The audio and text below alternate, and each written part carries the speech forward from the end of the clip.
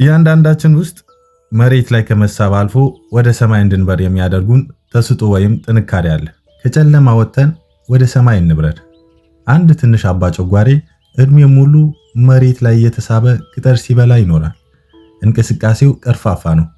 ዓለሙ ያቺ የምትበላው ቅጠል ብቻ ናት። ነገር ግን አንድ ቀን በውስጡ የሚሰማው እንግዳ ስሜት ይፈጠራል።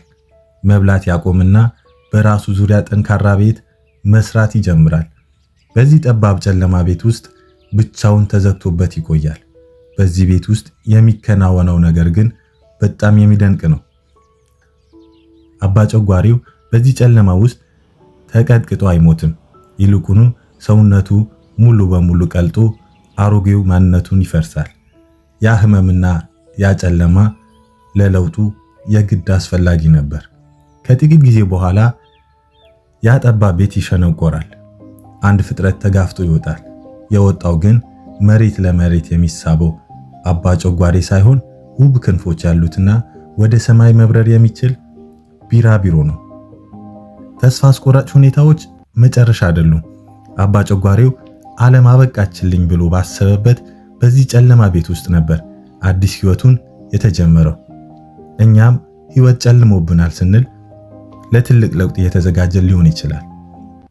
መሰቃየት ለውጤት ነው። ቢራቢሮ ከዚህ ጠባብ ቤት ውስጥ ለመውጣት በምታደርገው ተጋድሎ ነው ክንፎቿን የሚጠነክሩት። አንድ ሰው መጥቶ ከዛች ቤት ውስጥ ፈልቅቆ ቢያወጣት ክንፎቿን ስለማይጠነክሩ መብረር አይችልም። ስለዚህ የህይወት ፈተና እኛን ለማጠንከር ነውና የሚመጡት እንጠንክር።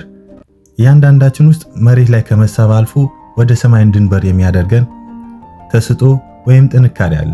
እሱን ለማውጣት ግን በትዕግስት ውስጥ ማለፍ አለብን።